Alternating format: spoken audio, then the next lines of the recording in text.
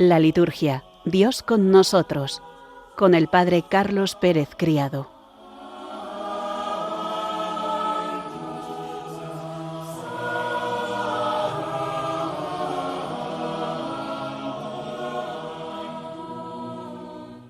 Buenas tardes, queridos oyentes de Radio María, y bienvenidos un lunes más a nuestro programa, La liturgia, Dios con nosotros. Vamos a ponernos en presencia de Dios para comenzar orando.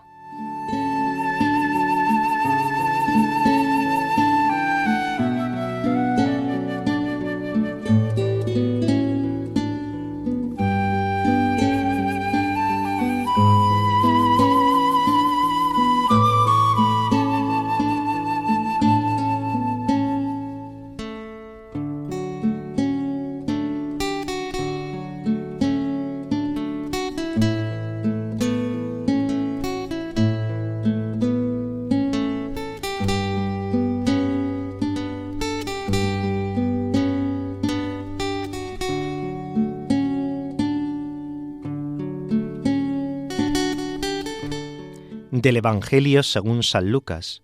Aquel mismo día, el primero de la semana, 2 de los discípulos de Jesús iban caminando a una aldea llamada Emaús, distante de Jerusalén unos 60 estadios. Iban conversando entre ellos de todo lo que había sucedido. Mientras conversaban y discutían, Jesús en persona se acercó y se puso a caminar con ellos. Pero sus discípulos no eran capaces de reconocerlo. Él les dijo: «¿Qué conversación es esa que traéis mientras vais de camino?». Ellos se detuvieron con aire entristecido, y uno de ellos, que se llamaba Cleofás, les respondió: «¿Eres tú el único forastero en Jerusalén que no sabe lo que ha pasado allí estos días?». Él les dijo: «¿Qué?». Ellos le contestaron: «Lo de Jesús el Nazareno, que fue un profeta poderoso en obras y palabras ante Dios y ante todo el pueblo. Cómo lo entregaron los sumos sacerdotes y nuestros jefes para que lo condenaran a muerte y lo crucificaron. Nosotros esperábamos que él iba a liberar a Israel, pero con todo esto ya estamos en el tercer día desde que esto sucedió. Es verdad que algunas mujeres de nuestro grupo nos han sobresaltado, pues habiendo ido muy de mañana al sepulcro y no habiendo encontrado su cuerpo, vinieron diciendo que incluso habían visto una aparición de ángeles que dicen que está vivo. Algunos de los nuestros fueron también al sepulcro y lo encontraron como habían dicho las mujeres, pero a él no lo vieron». Entonces él les dijo: «Qué necios y torpes sois para creer lo que dijeron los profetas. ¿No era necesario que el Mesías padeciera esto y entrara así en su gloria?». Y comenzando por Moisés y siguiendo por los demás profetas, les explicó todo lo que se refería a él en todas las Escrituras. Llegaron cerca de la aldea donde iban, y él simuló que iba a seguir caminando, pero ellos lo apremiaron diciendo: «Quédate con nosotros, porque atardece y el día va de caída». Y entró para quedarse con ellos. Sentado a la mesa con ellos, tomó el pan, pronunció la bendición, lo partió y se lo iba dando. A ellos se les abrieron los ojos y lo reconocieron, pero él desapareció de su vista, y se dijeron el uno al otro: «¿No ardía nuestro corazón mientras nos hablaba por el camino y nos explicaba las Escrituras?». Y levantándose en aquel momento, se volvieron a Jerusalén, donde encontraron reunidos a los 11 con sus compañeros, que estaban diciendo: «Era verdad, ha resucitado el Señor y se ha aparecido a Simón». Y ellos contaron lo que les había pasado por el camino y cómo lo habían reconocido al partir el pan.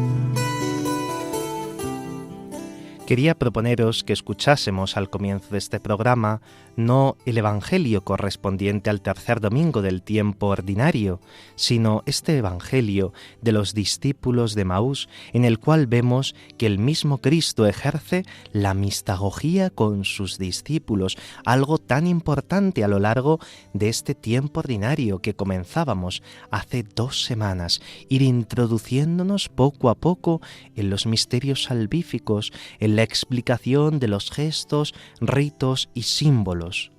Jesús, durante el camino a Emaús, va introduciendo a los discípulos en el conocimiento de la Escritura y se les hace presente en la fracción del pan, mientras que sus corazones son abrasados por el Espíritu Santo. El camino de Emaús es el camino de todos y en especial de los discípulos de Jesús a lo largo de los siglos. Lo más importante, sin embargo, no es el camino de ida, sino el camino de regreso. El encuentro en la fe y en el amor con Jesús resucitado nos hace misioneros. Jesús desaparece de sus vistas, pero no los deja solos, les deja con su palabra y con el sacramento. Hay que tener presente que este relato de los discípulos de Emaús encuentra un apunte final y contemplativo en los evangelios de Pascua. Es Cristo el que se manifiesta a ellos. Al principio no lo reconocen, después lo reconocerán, y esto les lleva al anuncio del Evangelio a la primitiva comunidad cristiana.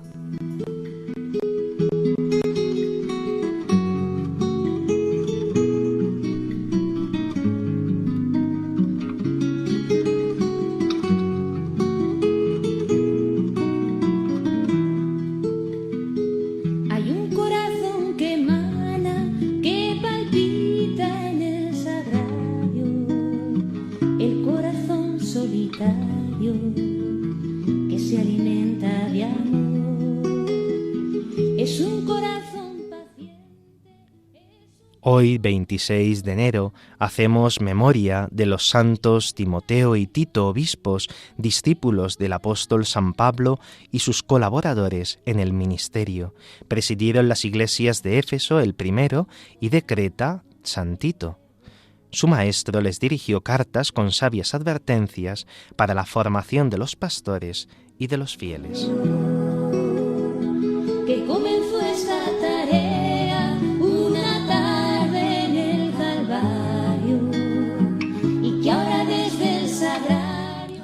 Mañana 27 de enero podremos celebrar la memoria de Santa Ángela de Mérici, virgen, que visitó primero el hábito de la Tercera Orden Regular de San Francisco y reunió a varias jóvenes para instruirlas en obras de caridad.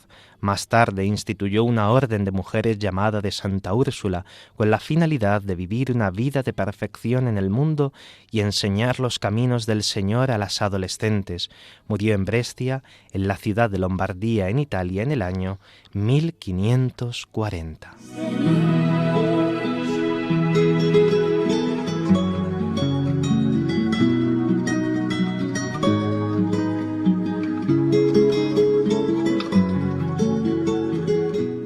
El 28 de enero celebraremos la memoria obligatoria de Santo Tomás de Aquino, presbítero y doctor de la Iglesia de la Orden de Predicadores, que dotado de gran inteligencia con sus discursos y escritos, comunicó a los demás una extraordinaria sabiduría, llamado a participar en el Segundo Concilio Ecuménico de Lyon por el Papa Gregorio X, falleció durante el viaje en el monasterio de Fossanova, en la región italiana de Lacio, el día 7 de marzo, fecha en la que años después se trasladaron sus restos a la ciudad de Toulouse, en Francia. Con la mirada, el que a Pedro perdonaba después de su negación.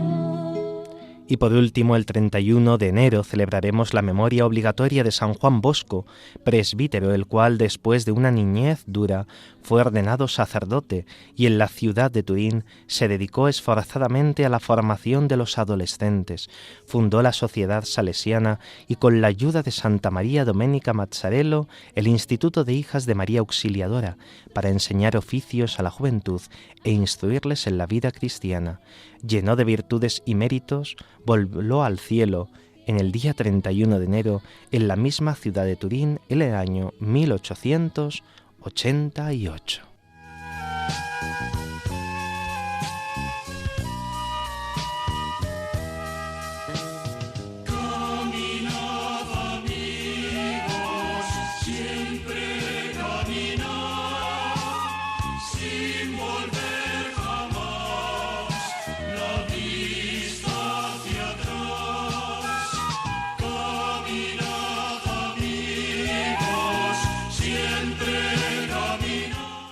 Pues habíamos comenzado esos números sobre el oficio de lecturas y estábamos viendo la estructura de esta hora. El saludo inicial con el Dios mío, ven en mi auxilio, si se reza en cualquier momento del día, o si se reza a primera hora del día, Señor, ábreme los labios, después el himno, luego los 3 salmos, la salmodia, que pueden ser bien 3 salmos o 3 fragmentos de salmos, después un versículo y luego ya pasamos a la parte de la doble lectura. Es justamente en esta explicación, en el número 64, donde nos habíamos quedado, y dice así la ordenación general de la liturgia de las horas. Se hace una doble lectura. La primera es bíblica, la otra puede estar tomada de las obras de los padres o de los escritores eclesiásticos, o ser hagiográfica. El número 65 dice: después de cada lectura se dice un responsorio.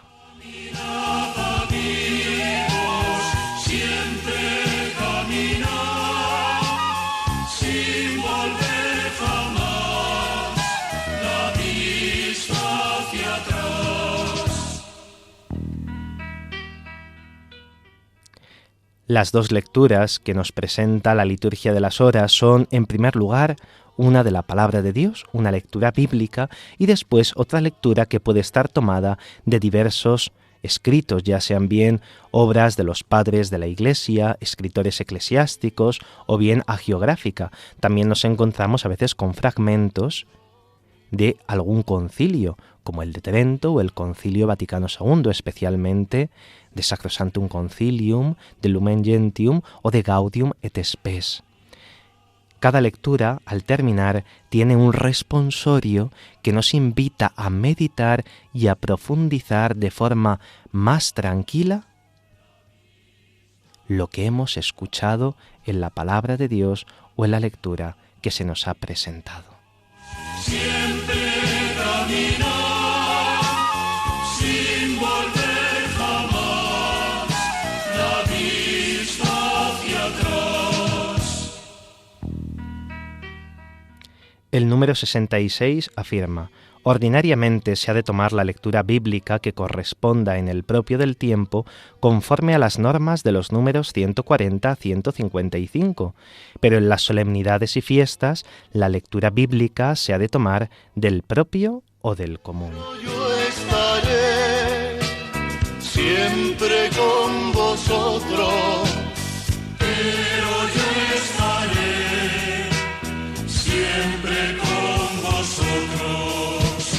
Caminad, amigos, siempre caminad, sin volver jamás la vista hacia atrás.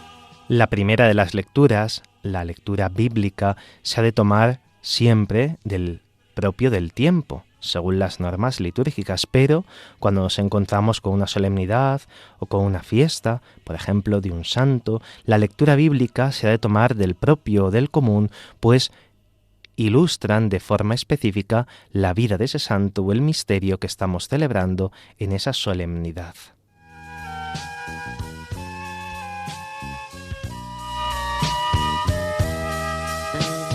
Caminad, amigos, siempre caminad, sin volver jamás la vista hacia atrás. Caminad. El número 67 afirma: la segunda lectura, con el correspondiente responsorio, se toma o bien del libro de la liturgia de las horas, o bien del leccionario libre, del que se hablará en el número 161. Ordinariamente será la que corresponda en el propio del tiempo. En las solemnidades y fiestas de los santos se empleará la lectura geográfica propia. Si no la hubiera, se tomará la segunda lectura del respectivo común de los santos. En estas memorias de los santos, no impedidas de celebración, también se tiene la lectura geográfica, en vez de la segunda lectura que hubiera correspondido. Evangelio, anunciad al pobre el Evangelio. Caminad, amigos, siempre caminad, sin volver jamás la vista hacia atrás. Caminad, amigos, siempre caminad, sin volver jamás la vista hacia atrás.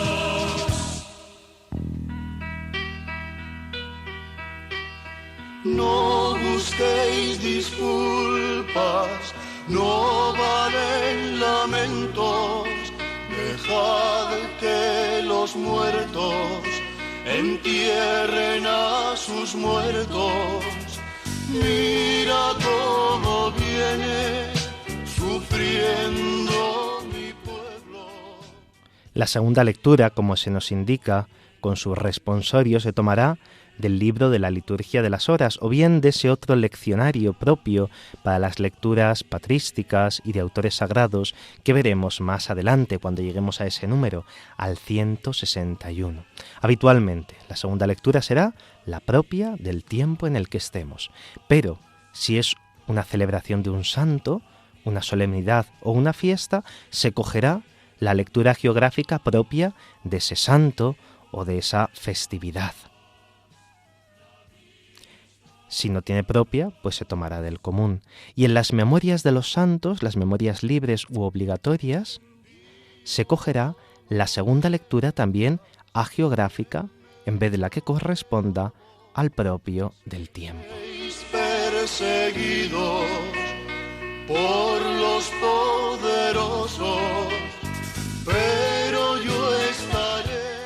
El número 68 dice así: en los domingos, excepto los de Cuaresma, en los días de las octavas de Pascua y de Navidad, en las solemnidades y fiestas después de la segunda lectura, seguida de su responsorio, se recita el Te Deum, el cual se omite en las memorias y en las ferias. La última parte de este himno, desde el versículo Salva tu pueblo, Señor, hasta el fin, puede omitirse libremente. Caminad, amigos, siempre caminad, sin volver jamás la vista hacia atrás. Encontramos este último elemento tan interesante y tan importante en la liturgia de las horas, el himno Te Deum. A ti, Señor, te alabamos. A ti, Señor, te glorificamos. Este precioso himno latino, traducido evidentemente al castellano, se recita en los domingos, exceptuados en los tiempos cuaresmales, en los días también feriales de las octavas de Pascua, de Navidad y de Pascua de la Resurrección, en las solemnidades y en las fiestas. Este no se ejecuta ni en las memorias ni en las ferias.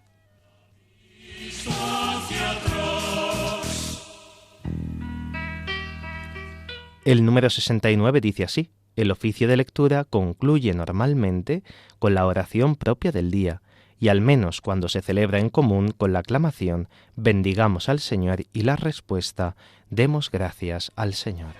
Ligero, anunciad al pobre el Evangelio. Anunciad al pobre el Evangelio. Se nos indica aquí cómo concluye el oficio de lecturas con esa oración colecta que suele ser habitualmente del día o de la celebración del santo en las solemnidades, y esa aclamación, bendigamos al Señor, demos gracias al Señor.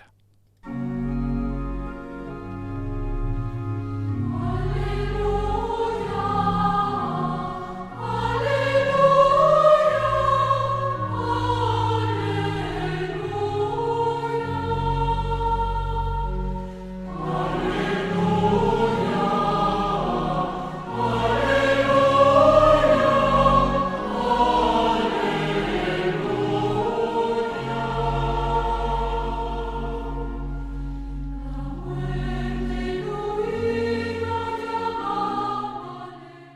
Vamos a comenzar este apartado cuarto en el cual se nos va a hablar de las vigilias y que ocupará varios números. El número 70 dice así: la vigilia pascual es celebrada en toda la Iglesia como se indica en los correspondientes libros litúrgicos. Es tan grande la vigilia de esta noche, dice San Agustín, que ella sola reclamaría para sí como propio el nombre que es común a las demás. Pasamos en vela la noche en que el Señor resucitó y en la que inauguró para nosotros en su carne aquella vida, del todo ajena a la muerte y al sueño, y así querrá que con Él vivamos y reinemos eternamente aquel a quien nosotros, velando, cantamos resucitado poco después.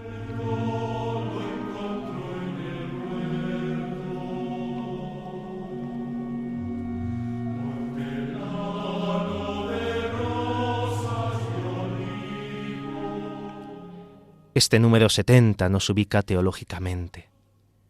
La madre de todas las vigilias es la vigilia pascual. Ella es el modelo de todas las demás y ella es la que da el nombre a todas las demás. Es la vigilia por antonomasia, la vigilia de la noche santa de la Pascua.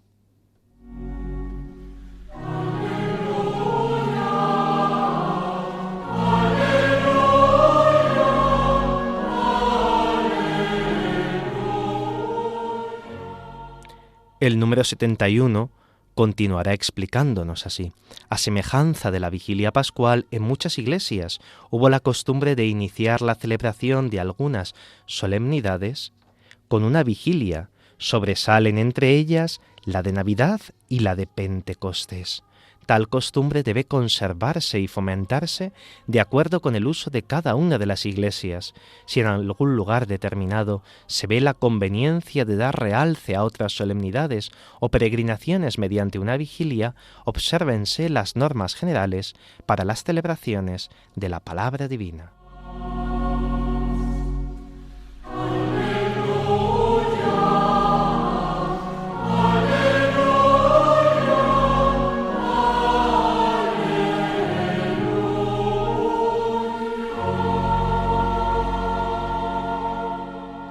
Después de la vigilia pascual hay otras dos vigilias con una importancia singular, la vigilia de la Navidad y la vigilia de Pentecostés. Esta primera, la vigilia de la Navidad, está por desgracia muy perdida, especialmente en las parroquias, pues las cenas de Nochebuena impiden ese poder ir a las 11 ya a la vigilia de Navidad antes de la Misa del Gallo, pero es cierto que en muchas comunidades religiosas y especialmente en las comunidades monásticas sí que se conserva esta vigilia de la Navidad y este tiempo de oración largo y extenso para prepararse al gran misterio.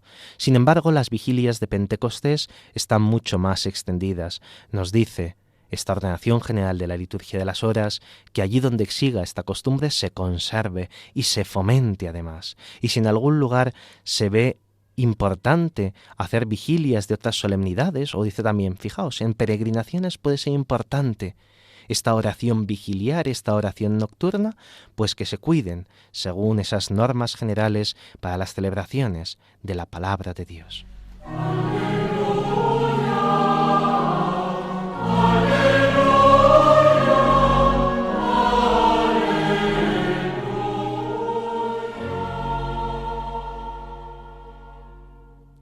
El número 72 dice así: los padres y autores espirituales con muchísima frecuencia exhortan a los fieles, sobre todo a los que se dedican a la vida contemplativa, a la oración en la noche, con la que se expresa y se aviva la espera del Señor que ha de volver. A medianoche se oyó una voz: que llega el esposo, salid a recibirlo. Velad, pues no sabéis cuándo vendrá el dueño de la casa, si al atardecer o a medianoche o al canto del gallo o al amanecer, no sea que venga inesperadamente y os encuentre dormidos. Son por tanto dignos de alabanza los que mantienen el carácter nocturno del oficio de lectura.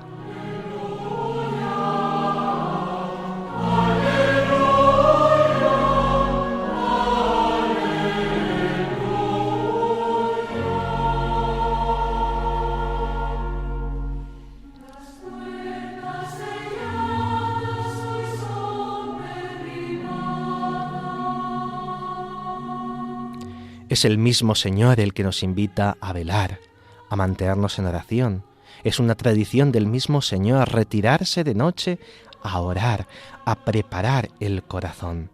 Y por tanto, aunque se suprime ese carácter nocturno de la liturgia de las horas, se alaba a aquellos que mantienen ese carácter nocturno del oficio de lecturas, especialmente tantos monjes y tantas monjas que rompen el descanso nocturno para ir al oratorio, a la capilla, a la iglesia y alabar al Señor e interceder así por toda la humanidad. Alabad, siervos de Dios. Aleluya. Alabad el nombre de Dios. Aleluya. Bendecid el nombre de Dios. Aleluya. Aleluya. Desde ahora y por siglos sin fin. Aleluya. De la aurora al ocaso del sol. Aleluya. El número 73 dice así: además, como quiera que en el rito romano, y en atención principalmente a los que se dedican a una tarea apostólica, el oficio de lecturas mantiene siempre la misma brevedad, los que deseen, de acuerdo con la tradición, una celebración más extensa de la vigilia del domingo, de las solemnidades y de las fiestas, procederán del modo siguiente. Celébrese, en primer lugar, el oficio de lectura, según figura en el libro de la liturgia de las horas, hasta las lecturas inclusive. Terminadas ambas lecturas, y antes del Te Deum, añádanse los cánticos que se han puesto en el apéndice primero. Con este fin, léase a continuación el Evangelio, sobre el que podrá tenerse la homilía. Si conviene, luego se canta el Te Deum y se dice la oración. En las solemnidades y fiestas, el Evangelio se tomará del leccionario de la misa. Los domingos, en cambio, de la serie sobre el misterio pascual que aparece detallada en el apéndice primero del libro de la liturgia de las horas.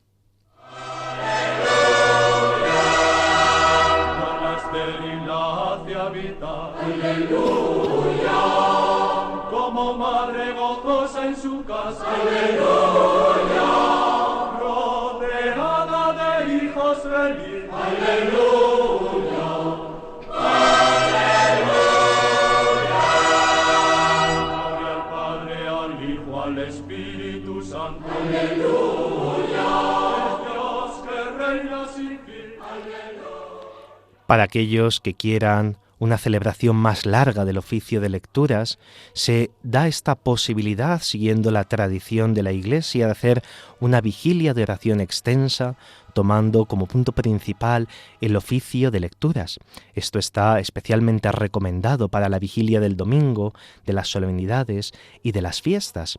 Se tiene el rezo del oficio de lecturas como habitualmente, pero antes del Te Deum, después de la segunda lectura, de la lectura hagiográfica, se introducen unos cánticos preciosos para cada uno de los días que encontraremos en el apéndice primero de la liturgia de las horas, y se concluye con el Evangelio y la homilía. Después ya tendrá lugar el Te Deum y la oración final. Este Evangelio, en las solemnidades y en las fiestas, se tomará del leccionario de la misa, pero en los domingos del tiempo ordinario hay una serie de evangelios propios, que no serán los del domingo, que ya escucharemos en la celebración de la misa, sino una serie de evangelios que nos ilustran mejor sobre el misterio pascual. Esta forma prolongada, forma vigiliar del oficio de lecturas, es sumamente interesante y contemplativa, y bien podríamos retomarla en muchas comunidades, parroquias y especialmente en los monasterios, invitando así a los fieles a orar. Pensemos también en muchos pueblos, quizá el cura no puede ir para tener dos misas, pero sí que se puede convocar a la gente a rezar el sábado por la tarde con esta celebración tranquila de la palabra de Dios, y propiamente el domingo con la celebración eucarística. Hemos sobrepasado ya el ecuador de nuestro programa en Radio María y vamos a hacer un momento contemplativo escuchando este precioso cántico del Cordero. Aleluya,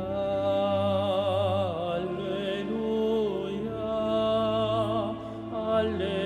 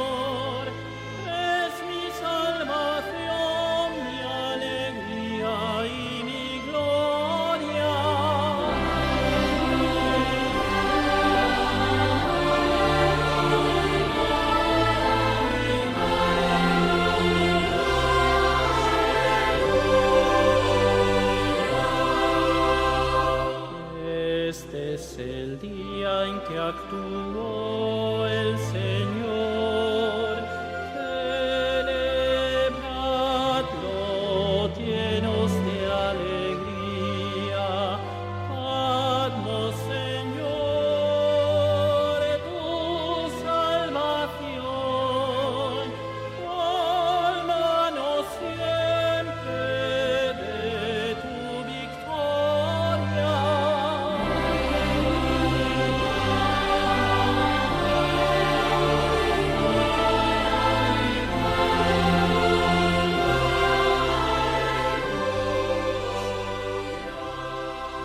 Buenas tardes a todos. Hemos pasado el ecuador de nuestro programa en Radio María, la liturgia Dios con nosotros. Les acompaña en el micrófono el Padre Carlos Pérez Criado. Hemos estado viendo a lo largo del programa las distintas partes del oficio de lectura. Antiguamente era conocida esta hora canónica como maitines y se rezaba la primera del día, pero desde la reforma litúrgica del Concilio Vaticano II se propuso que esta hora se pudiese rezar en cualquier momento del día. Vamos ahora a entrar en un bloque dedicado a las horas menores, a las horas intermedias. Se suprimió la hora de prima, quedando así tercia, sexta y nona.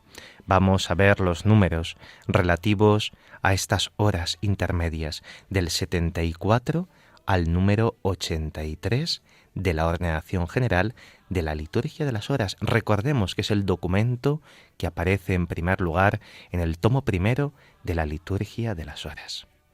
El número 74 dice así: conforme a una tradición muy antigua de la Iglesia, los cristianos acostumbraron a orar por devoción privada en determinados momentos del día, incluso en medio del trabajo, a imitación de la Iglesia apostólica. Esta tradición, andando el tiempo, cristalizó de diversas maneras en celebraciones litúrgicas. Y el mantel y tu abrazo en mi alegría de volver, y tu abrazo en mi alegría de volver.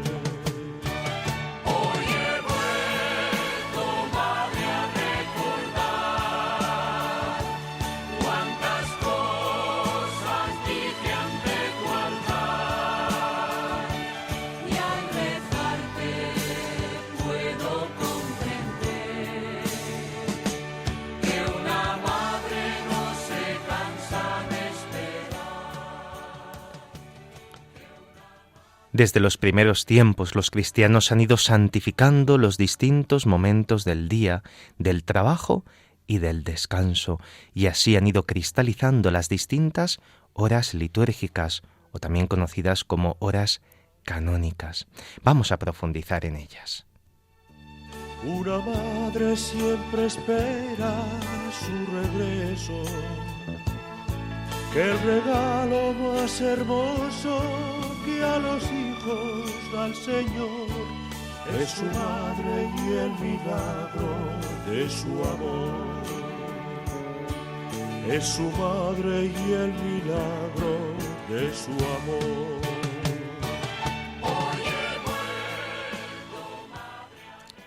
El número 75 afirma que tanto en Oriente como en Occidente se ha mantenido la costumbre litúrgica de rezar tercia, sexta y nona, principalmente porque se unía a estas horas el recuerdo de los acontecimientos de la pasión del Señor y de la primera propagación del Evangelio.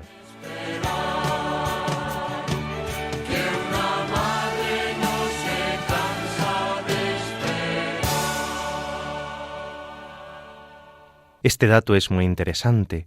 Las horas medias, tercia, sexta y nona no son únicamente de nuestra tradición occidental, sino también de la gran tradición de Oriente. Y además, en cada una de estas horas se evocaba, y esto es muy interesante, aspectos de la vida del Señor, su pasión, su crucifixión, su muerte, especialmente marcada en la hora de nona y especialmente marcada los viernes en la hora de nona, pero también el primer anuncio del Evangelio entre los apóstoles del Señor.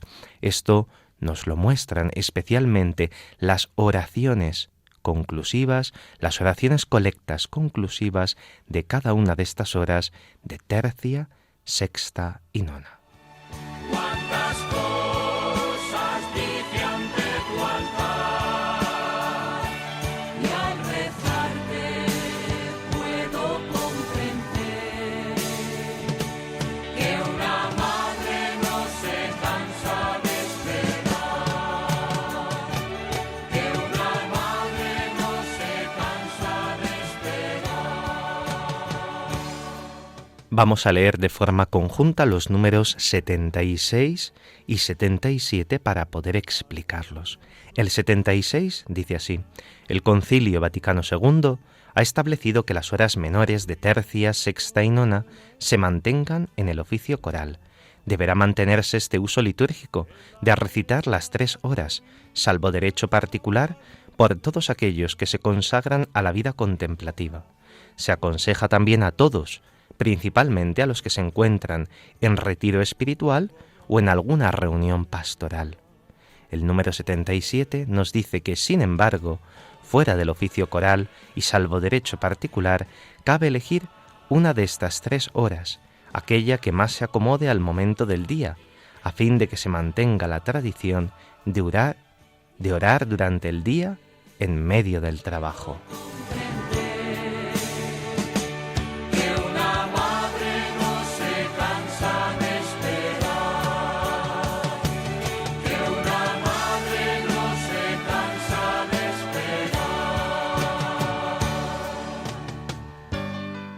Estos números 76 y 77 distinguen 2 posibles celebraciones. Una celebración que quizá es la ideal, el oficio coral, que se recita así en los monasterios, la vida contemplativa lo conserva de modo exquisito, pensemos especialmente en todo el ámbito benedictino.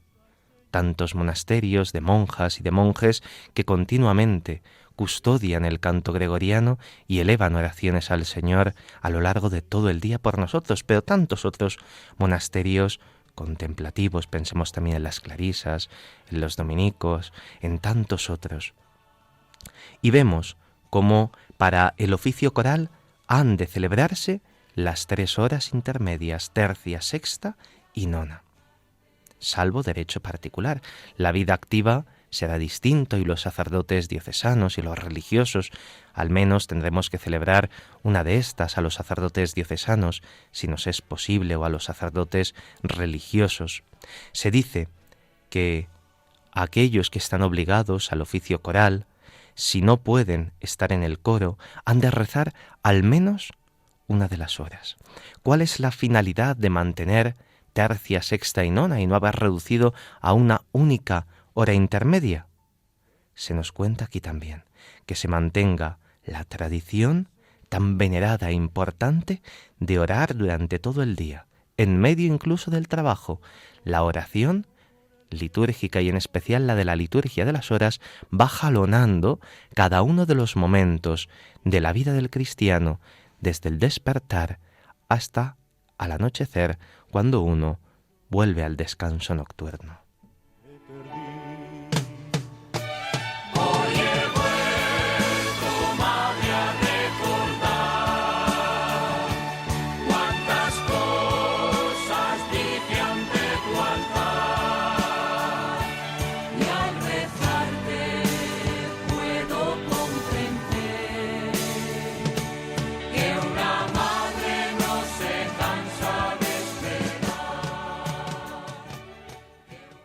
Vamos a entrar ahora, dentro de este bloque dedicado a la hora intermedia, en estos números que nos explican cómo se desarrolla esta oración.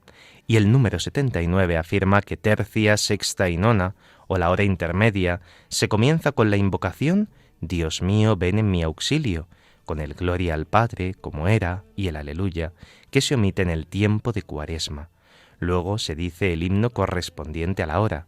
A continuación, se hace la salmodia, seguida de la lectura breve y del versículo. Concluye la hora con la oración conclusiva y, al menos cuando se celebra en común, con la aclamación «Bendigamos al Señor» y la respuesta «Demos gracias al Señor».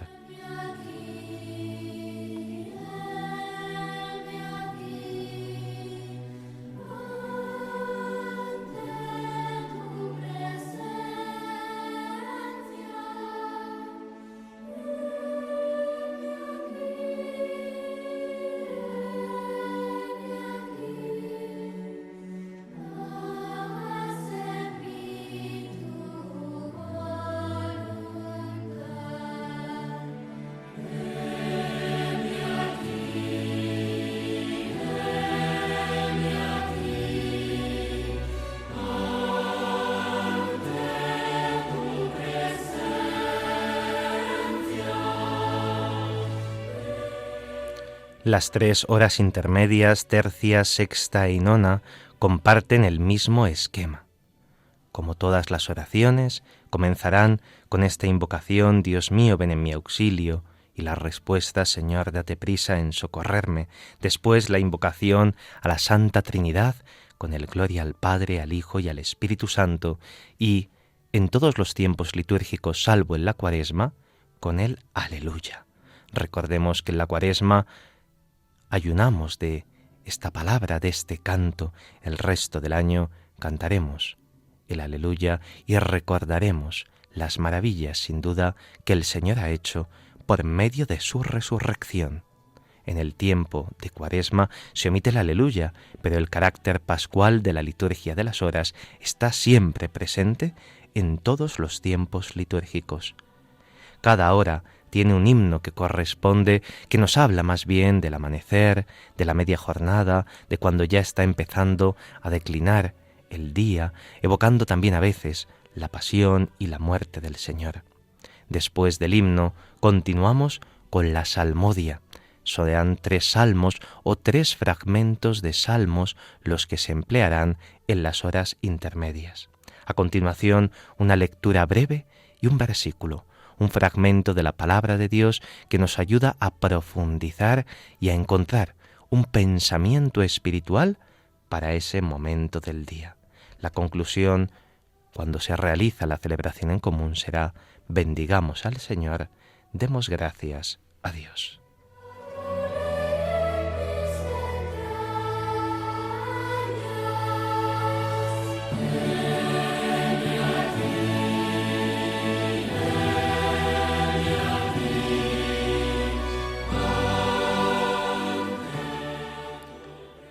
El número 80 afirma: a cada una de las horas se le asignan diversos himnos y oraciones, de forma que, conforme a la tradición, concuerde de verdad con el tiempo real y se facilite mejor la santificación de los diversos momentos del día. Por lo mismo, el que solo recite una hora procurará elegir los elementos que mejor correspondan a la misma. Además, las lecturas breves y las oraciones varían de acuerdo con el día, el tiempo o la fiesta.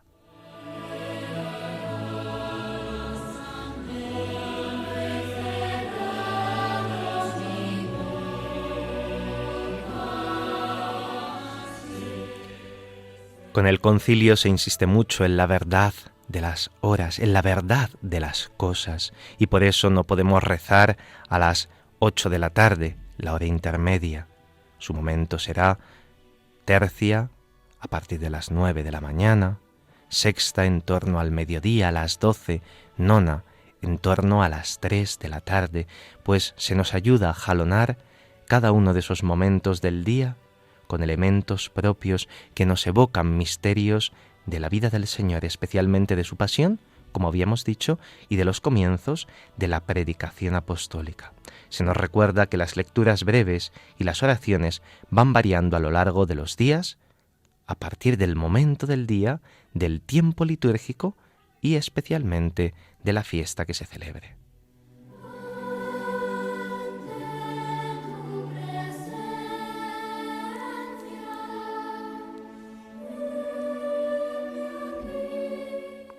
El número 81 afirma que el salterio presenta una doble salmodia, la habitual y la complementaria. El que reza solamente una hora debe usar la salmodia habitual, incluso en las fiestas. El que reza más de una hora debe usar en una de ellas la salmodia habitual y en las otras o bien la salmodia complementaria o bien en una hora la salmodia habitual de la semana anterior y en otra hora la salmodia habitual de la semana siguiente.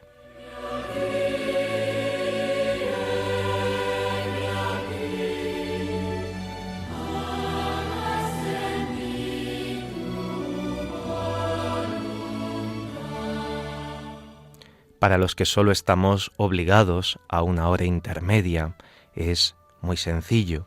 únicamente rezaremos la salmodia habitual, pero en aquellos conventos, en aquellos monasterios, en aquellos que están de ejercicios espirituales y van a rezar todas las horas, no repiten los mismos salmos en tercia, sexta y nona, sino que en la primera hora que recen tomarán la salmodia habitual y para las otras dos que les queden tomarán o bien la salmodia complementaria o bien la salmodia del mismo día de la semana anterior y de la semana posterior, de forma que en el mismo día vayan cambiándose los salmos que se recitan. No se recitan en las horas los mismos salmos, sino que hay esta variación para ir profundizando cada vez más en la palabra de Dios.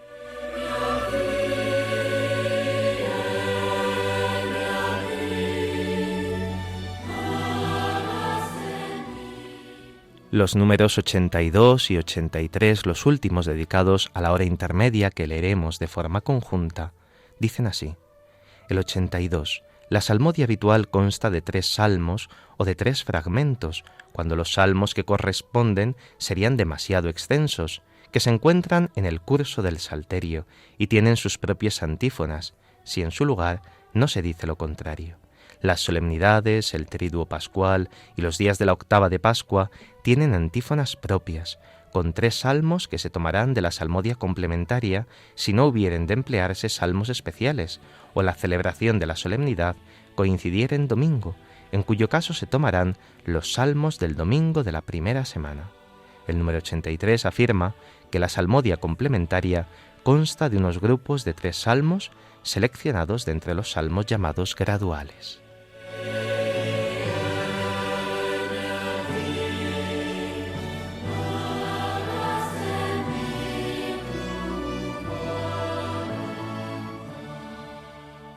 Se nos explica en estos números que la salmodia complementaria procede de esos llamados salmos graduales. Para la salmodia habitual encontraremos 3 salmos, o como ya hemos explicado, a veces sean fragmentos de salmos si son demasiado extensos. A cada uno de ellos les corresponden unas antífonas propias, pero hay días peculiares, las solemnidades, el triduo santo de la Pascua y la octava de Pascua, que tienen elementos muy propios, antífonas propias incluso para las horas intermedias, incluso salmos propios para esos días que nos hablarán con mucha mayor profundidad de la pasión y muerte del Señor, de su resurrección o de misterios específicos de la vida de Cristo, y por eso tienen esos salmos especiales incluso con antífonas especiales. Tú que has sido enviado a sanar los corazones afligidos, ten piedad de nosotros, ten piedad de nosotros.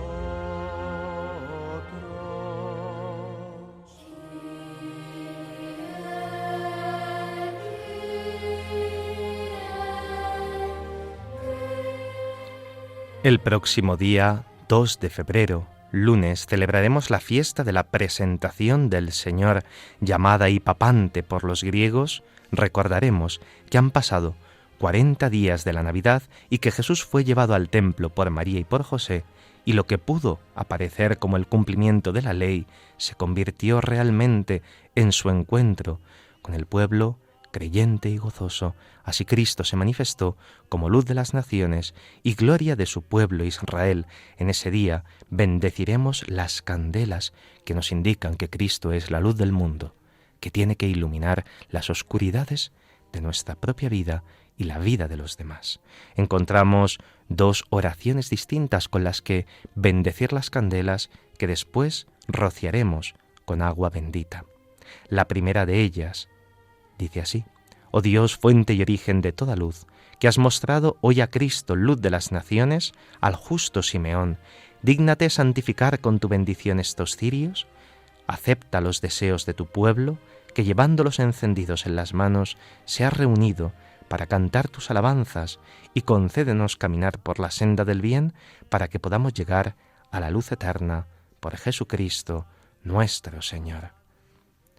Es interesante que ese día llevemos después las candelas a nuestras casas y allí las podamos custodiar, ir consumiendo y encender día tras día. Ese día cantaremos el Nunc Dimittis cuando vayamos procesionalmente hasta el altar y hasta los sitios dispuestos para cada uno de los ministros.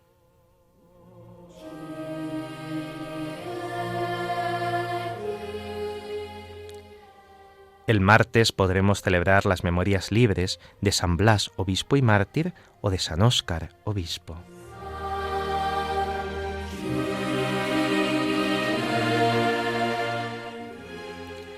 El día 5 celebraremos la memoria obligatoria de Santa Águeda, virgen y mártir, que en Catania, en Sicilia, siendo aún joven en medio de la persecución, mantuvo su cuerpo incontaminado y su fe íntegra en el martirio, dando testimonio a favor de Cristo el Señor.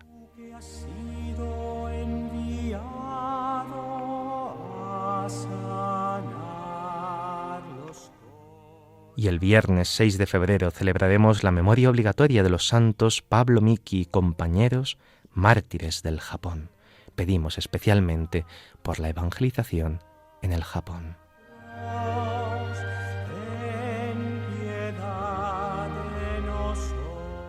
Y el sábado podremos celebrar la memoria libre de Santa María en sábado. Os recomiendo de forma especial que uséis el formulario en las misas de la Virgen María, María, Templo del Señor. Vamos a terminar nuestro programa poniéndolos en la mano de la Virgen María. En ella confiamos plenamente nuestras súplicas. Padre, mírame en la noche de mi juventud. Madre, sálvame, mil peligros acechan mi vida. Madre, lléname. Esta tarde les ha acompañado en el micrófono el Padre Carlos Pérez Criado. A continuación dará comienzo otro programa en Radio María. Les invitamos a que no cambien de sintonía y disfruten de él. Podéis escribirnos para cualquier duda o comentario al email del programa, la liturgia Dios con nosotros, @radiomaria.es. Saludos especialmente a Concepción, Ascensión Rita, Isabel, Lola, Carmen, Pedro, Marco, Antonio y María. Si quieren volver a escuchar el programa pueden descargar el podcast en la web de Radio María. También pueden solicitar el programa en CD llamando al 91 822 8010 o escribiendo a través del formulario de la web de Radio María. Queridos oyentes, gracias por vuestra fidelidad semana tras semana.